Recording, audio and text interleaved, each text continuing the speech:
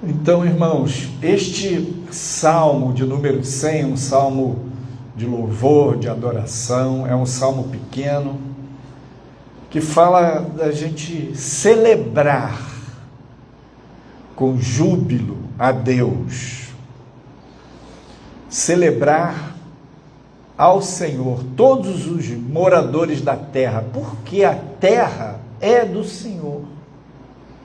Deus criou os céus e a terra.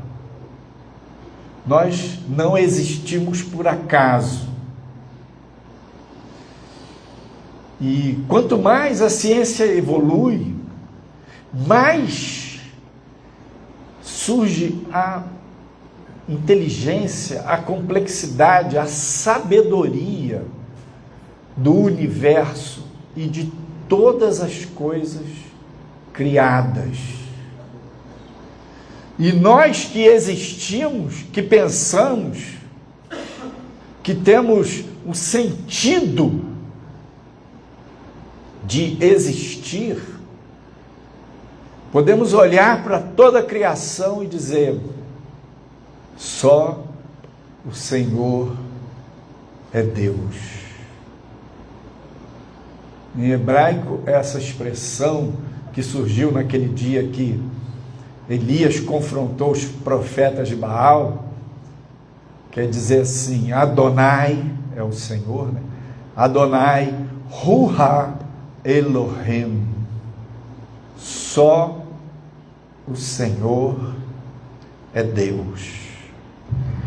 Celebrai com júbilo, servi ao Senhor com alegria, apresentai-vos diante dele com cânticos. Gente, Deus nos deu muitas qualidades e dons, etc. Uma das coisas que gera saúde em nós é o riso, né? Sorrir, a alegria faz bem para o nosso corpo, para a nossa alma. A Bíblia diz: a alegria do Senhor, a nossa força é.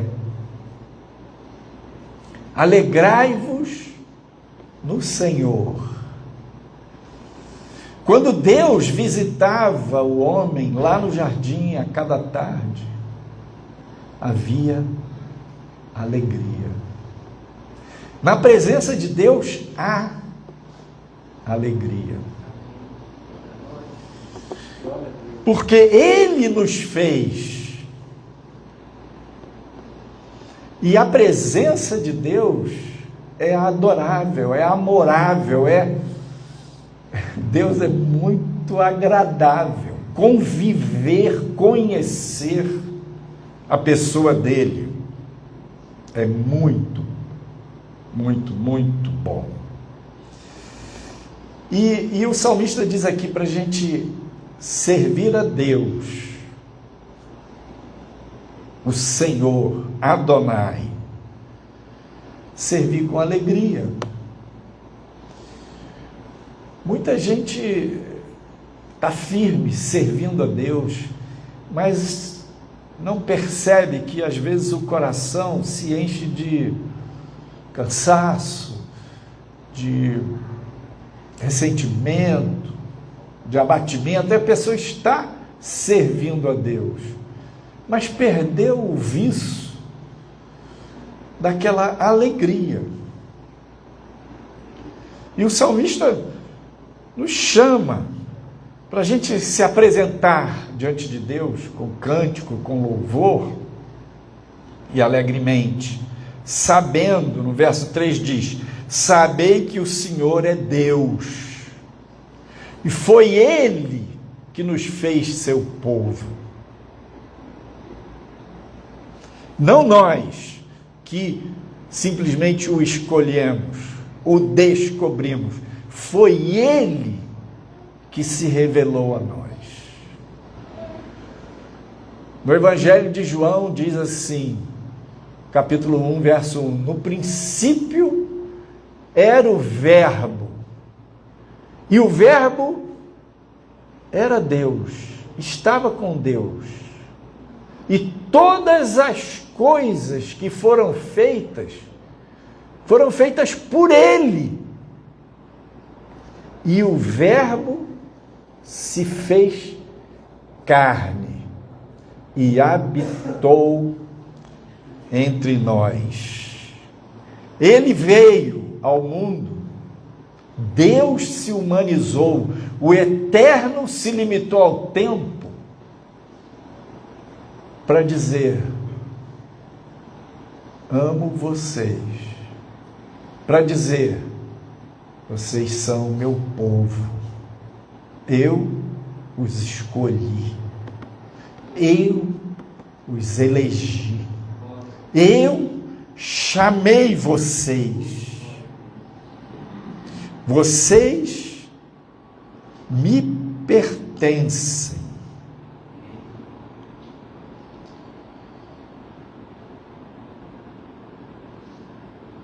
No capítulo 17 de João, Jesus orando, ele fala que o Pai deu os discípulos, deu o povo a Ele. O Pai, o Eterno, o Deus Altíssimo, é o dono de tudo, porque Ele criou tudo. Tudo que você cria, você tem a propriedade daquilo que você cria. E o Pai, o dono de tudo, deu ao Filho todos nós.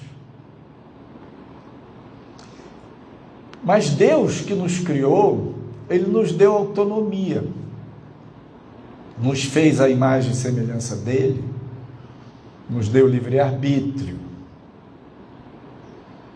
E a gente pode escolher. E o homem escolheu afastar-se de Deus, escolheu viver de maneira independente do seu Criador. Quando Deus criou o homem, Ele sabia dessa possibilidade, obviamente. Ele não nos fez como um robô programado. A nossa autonomia é real. Embora Ele seja o dono de tudo, porque criou todas as coisas, Ele nos deu a Cristo, mas nós nos afastamos dele. E Jesus, o Filho de Deus, Jesus de Nazaré, o Filho de Maria, verdadeiramente homem, verdadeiramente Deus, morreu na cruz por nós. Então, nós que estávamos longe, que estávamos perdidos, nós que nos afastamos do Eterno, nós que havíamos dado as costas para Ele, nós que havíamos nesse distanciamento dEle, nos envolvido com o mal, com o mundo, Ele morreu para nos resgatar. Jesus é o Messias, é o Cristo, mas Ele é o Redentor. Redentor é aquele que vem e paga um preço para nos resgatar. Nos dias de Israel, uma pessoa poderia se vender como escrava para outra. Uma pessoa poderia se vender como escravo para alguém de outra nação ou para algum outro judeu. E para os judeus, aquela venda era limitada ao ano sabático.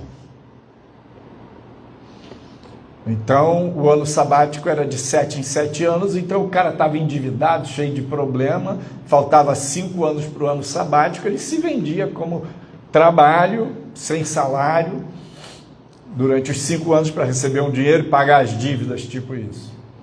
Mas o Redentor era alguém da família que podia ir lá e resgatar, pagar aquele preço do resgate. E também poderia acontecer isso com pessoas de outras nações.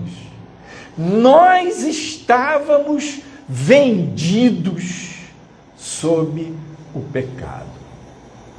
Nós estávamos escravos do mundo, do mal e do inimigo.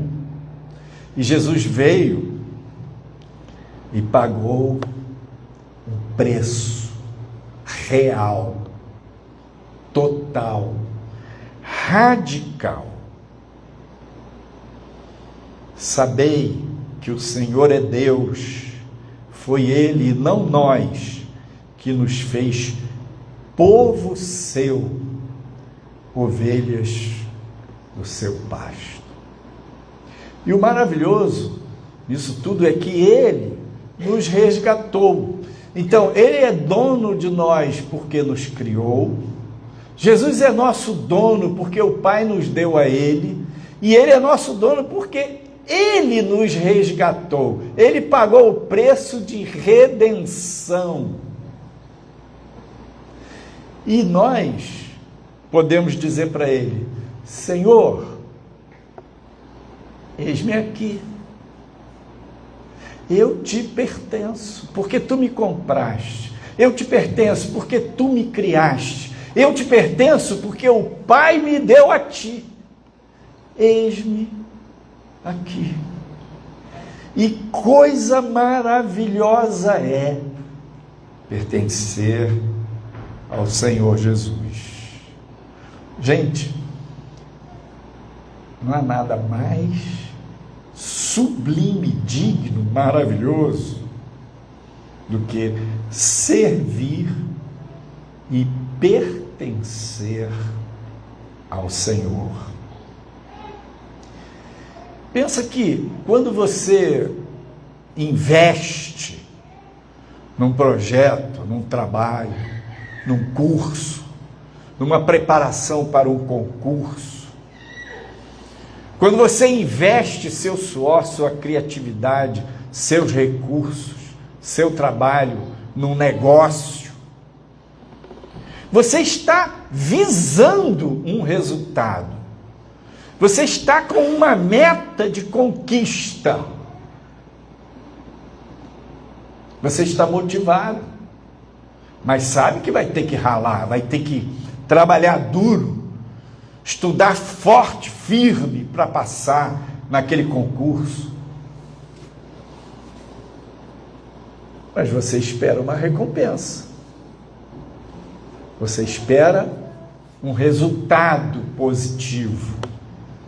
Você espera uma vitória, uma conquista, uma realização. Servir ao Senhor com alegria. Não existe na existência algo mais sublime e maravilhoso do que pertencer a Deus e servir a Ele. Por quê? Porque Jesus disse que se você der um copo de água fria, em nome de discípulo, um copo de água fria, o Pai vai lhe recompensar. Então, nós não temos clareza, noção do que haveremos de receber como recompensa na eternidade por um copo de água fria. Imagina você que serviu a Deus de dia, de noite, na sua juventude, na sua maturidade e até o dia da sua morte.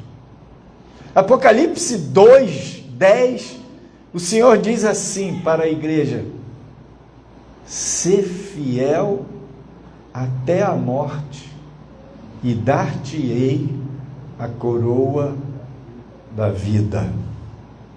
Ser fiel até a morte. Servir ao Senhor com alegria. Pensa que aqui imagina que a gente pode projetar aqui nesses 2 dedos uma reta, uma que vai para o infinito. A distância entre uma e outra, aqui perto do vértice, é nenhuma, porque o ponto de partida é igual. Mas na medida que a reta avança, essa distância vai aumentando. Na eternidade, a distância de uma com a outra é infinita. No infinito, a distância, presumidamente, é infinita. Servir ao Senhor com alegria, pertencer a Ele, dizer para Ele: tu me compraste, Senhor, e eu não quero mais esse jugo de andar longe de ti. Eu balanço de sobre mim este jugo do mal, este jugo do mundo, este jugo da independência de ti. Tu me compraste e eu digo amém. Estou de bem com isso. Tu me compraste e eu digo, eu sou teu. E eu quero te servir com alegria. Então, pensa bem, na eternidade, o que será de diferença entre aquele que serviu ao Senhor e aquele que não serviu ao Senhor? E servir ao Senhor é o que, pastor? É você compartilhar a sua fé. Servir ao Senhor é o que? Você ajudar o próximo. Servir ao Senhor é você fazer o bem em nome do Senhor. Então, quando você faz o bem e a pessoa te agradece, o que você fala? Deus te abençoe. A pessoa diz, Deus te pague. O povo fala assim, né? O cara recebe uma ajuda, fala, Deus te pague. E Deus vai pagar mesmo. Jesus falou, um copo de água fria.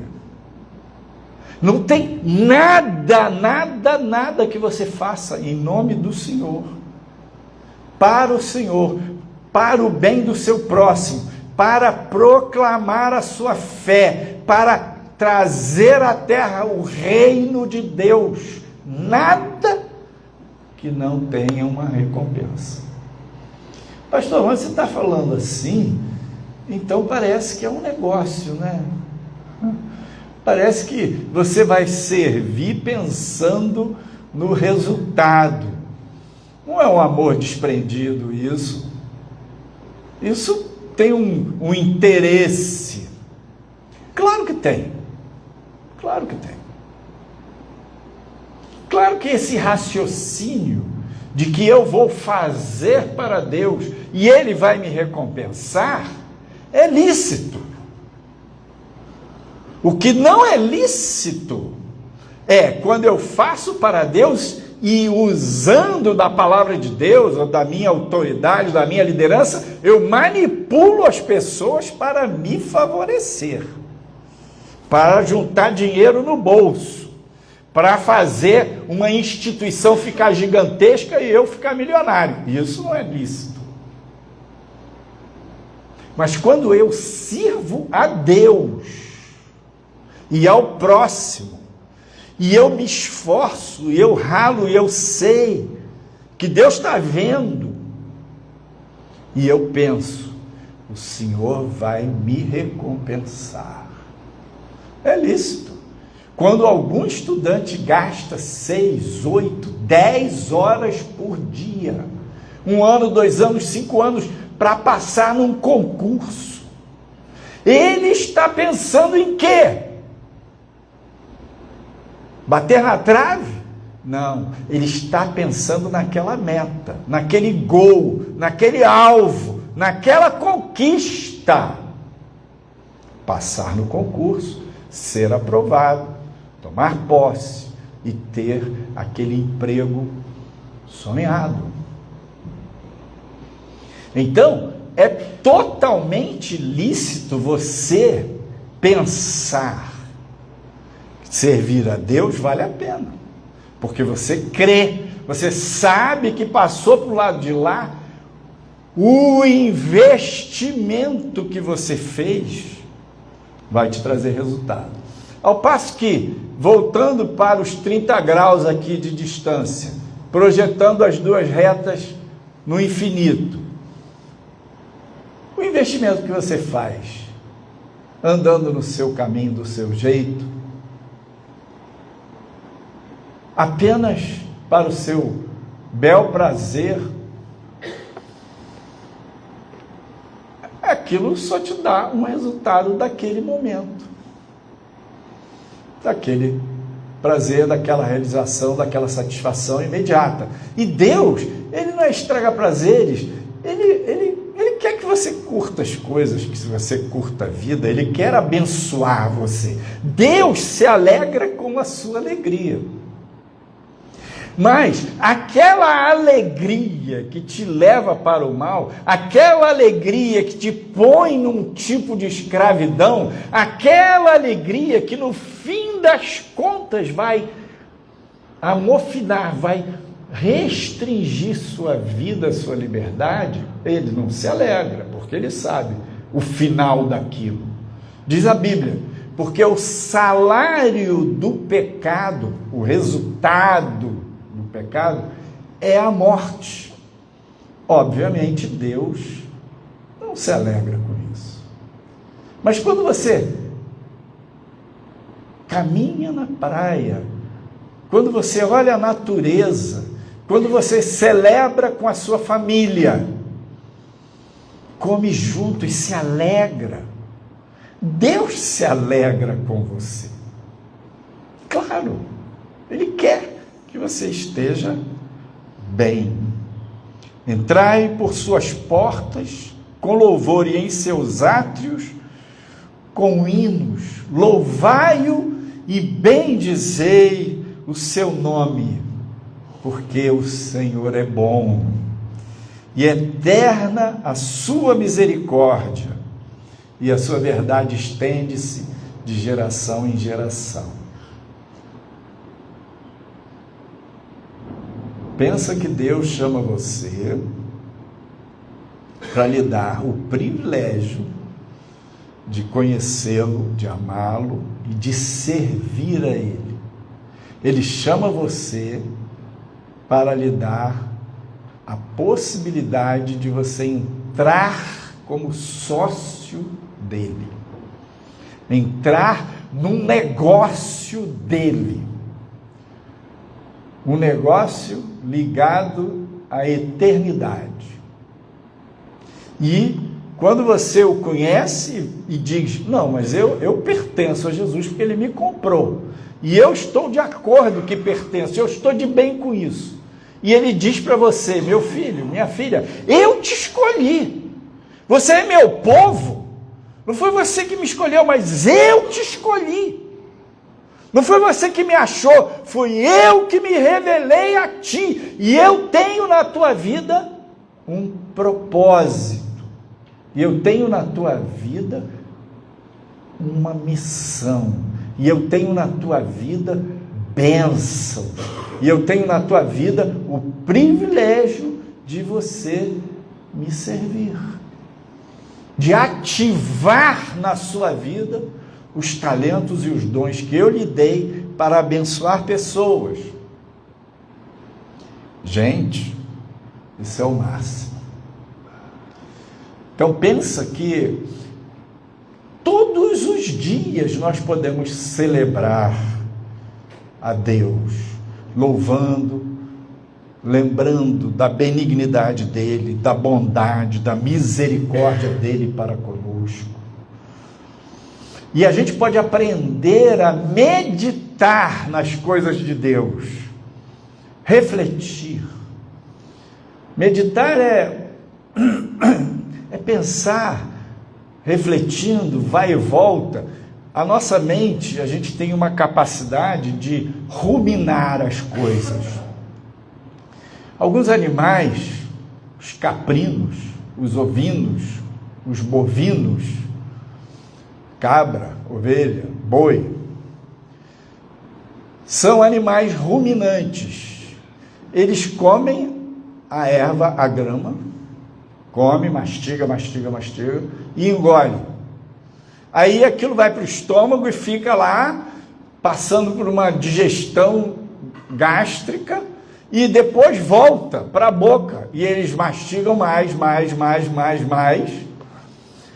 Isso é um processo de ruminação,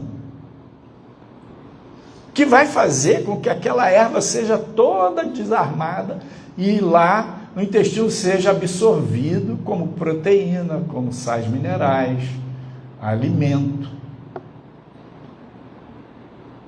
Nossa mente rumina. Você não percebe, mas você fica com um assunto na sua cabeça. Aí daqui a pouquinho você meio que deixa aquilo de lado. Tipo, você engole aquilo daquele jeito que está assim mesmo, deixa para lá.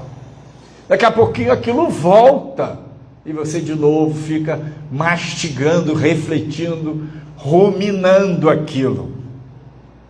Na nossa vida, o que é problema é que às vezes as nossas ruminações são negativas.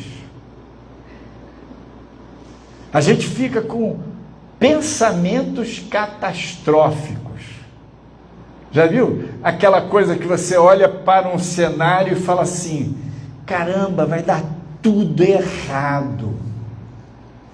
Você começa a desenvolver a hipótese pior, catástrofe, que é perda de controle, desgraça, sofrimento, uma coisa negativa, ruim atrás da outra. Então, nossas ruminações, com muita frequência, são catastróficas.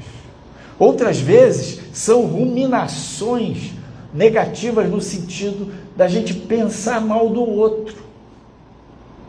São ruminações negativas no sentido da gente julgar o outro. Eu fico pensando, eu tenho feito um exercício que eu fico aprendendo a lidar com a minha mente. Todas as vezes que eu penso que o outro pensa, eu estou checando aquilo. Por quê? 99% das vezes é ruim.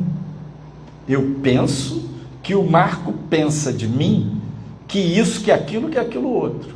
Ou é negativo, ou é vanglória, ou é crítica. E eu boto na cabeça dele um pensamento que é meu. Eu boto na conta dele. Você já viu quando alguém chega para você e diz que você disse algo que você não disse? Bota palavras na tua boca? Pensa que nós fazemos isso só com pensamento. Nossas ruminações muitas vezes são ruminações ruins, de mágoa, de ressentimento, de julgamento, de crítica, de depreciação, ideias negativas, ideias catastróficas. Chega! Para com isso, meu irmão. Larga disso, minha irmã. Celebre a Deus. Medite. Pense, aprenda a encher sua mente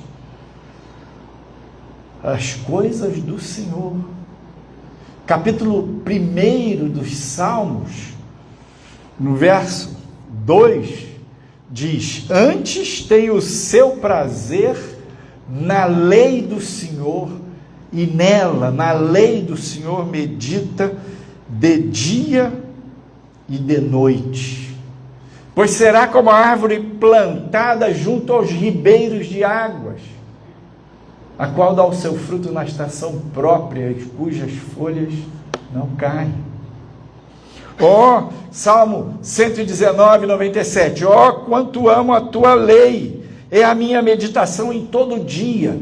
Então, celebre a Deus, desenvolva um relacionamento com Deus e aprenda a encher a sua mente, refletir, ruminar, meditar na palavra do Senhor.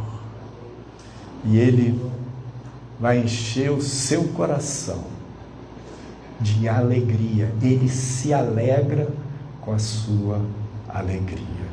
Ele quer abençoar você. Amém.